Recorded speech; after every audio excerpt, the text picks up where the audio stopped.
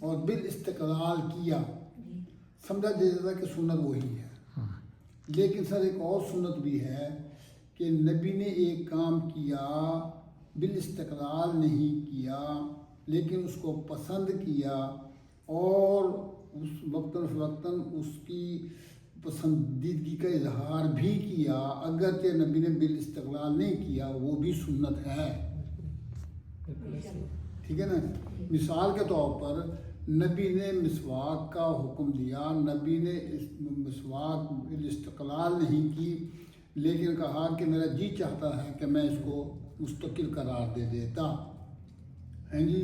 اب اگر ہم مسواک کو مستقل استعمال کریں تو نبی کے حکم پر عمل ہو جائے گا، لیکن نبی نے فرمایا کہ ہم نے اس میں کو ایسے حکم نہیں دیا تاکہ کہ لوگوں کی زندگی دشوار نہ ہو، اس بنا پر ہم نے کسی وقت مسواک کر لی کسی وقت نہیں کی.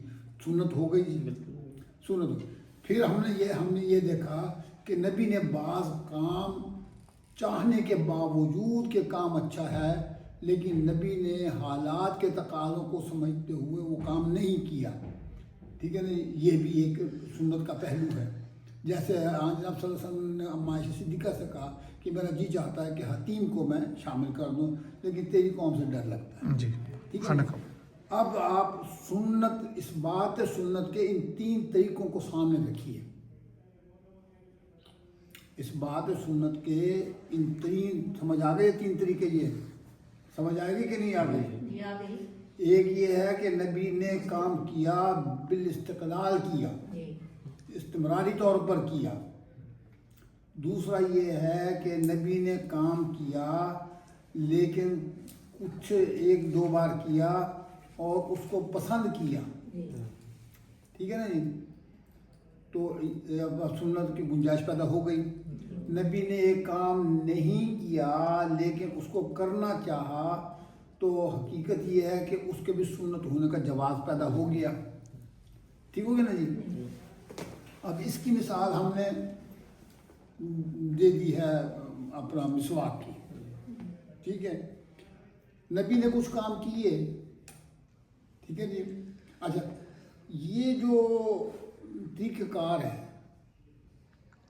مطلب سنت کے اس بات کا یہ طریقہ، یہ پھر ہم دیکھتے ہیں کہ اسلاف میں مطلب آگے چلا بھی ہے جی. کہیں بہت زیادہ کہیں کم چلا بھی ہے. اچھا، نبی نے کچھ کام کیے لیکن وہ آگے مطلب قانون کی شکل میں نہیں چلے ہیں جی. صحابہ نہیں چلائے اس لیے کہ صحابہ بھی سمجھتے تھے کہ نبی کا یہ حکم جو ہے نبی نے کیا ہے لیکن یہ سنت کے درجے میں نہیں ہے. مثال کے طور پر ترمذی کی حدیث ہے کہ رسول اللہ اپنا صحابی بیان کرتے ہیں کہ رسول اللہ صلی اللہ علیہ وسلم نے 2 نمازوں کو بغیر کی وجہ کے اکٹھا کیا. اب وہ خود ترمذی کہتے ہیں کہ اس پر کبھی کسی نے عمل نہیں کیا، حدیث صحیح ہے. ٹھیک ہے نا. تو یہ سنت کی یہ شکلیں سر ذہن میں رہنی چاہیے کہ رسول اللہ صلی اللہ علیہ وسلم نے دعا پر اصرار فرمایا. اب دعا مغل عبادہ، دعا پر اصرار فرمایا. ایک بات. دوسری بات، نبی نے دعا کے لیے ہاتھ اٹھا کر دعا بھی مانگی، بالاستقلال نہیں. ٹھیک ہے جی. 2 باتیں. تیسری بات، روایات میں آتا ہے نبی نے ہاتھ اٹھا کر دعا مانگ کر بار بار اتنے ہاتھ اوپر اٹھائے کہ سب بغل کسی ظاہر ہوئی اور پھر آج رسول اللہ میں آپ نے چہرے پر بھی ہاتھ پھیرے. یہ چیزیں وہ روایات میں. اس سے کیا نتیجہ نکلے گا کہ ہاتھ اٹھا کر دعا مانگنا نبی کے ہاں محبوب اور مقصود تھا لیکن نبی نے بالاستقلال اس کو نہیں کیا. ایسے نا کوئی شخص نبی کے اس مزاج کو سامنے رکھ کر کہ نبی کی یہ خواہش تو تھی، نبی نے اس خواہش کو حکم کے درجے میں بیان نہیں کیا.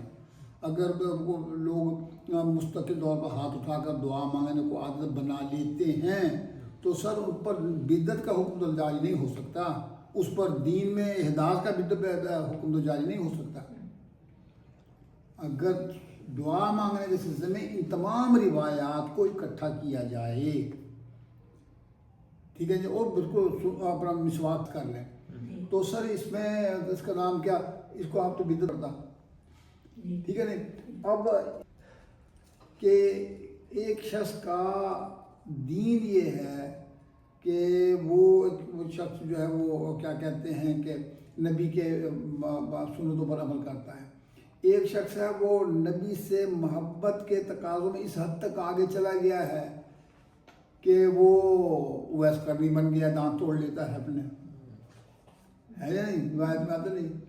تو اگر کوئی شخص حب نبی کی بنا پر یا مزاج نبوت کی رعایت کی بنا پر، چلو اس کو یوں کر لیں، مزاج نبوت کی بنا پر یہ سمجھے کہ یہ کہے کہ اجتہاد کرے کہ نبی دعا مانگنے کو پسند فرماتے تھے اور دعا کو مغز کہتے تھے اور فرماتے تھے، بار بار اس پر اصرار بھی کرتے تھے. جی ہو سکتا ہے کہ تب اپنا مسواک کی طرح نبی نے مسلسل ہاتھوں کا دعا مانگنا اس لیے نہ اپنایا ہو کہ لوگ اپنا مشکل میں نہ پڑ جائیں. سر اس میں کون سا جرم ہے، اس کو آپ کہتے ہیں سوال خلاف سنت کیسے کہہ سکتے ہیں؟ سنت سے جب ثابت ہو گیا ہے، ٹھیک ہے نا، تو سر اس بنا پر ہم سمجھتے ہیں کہ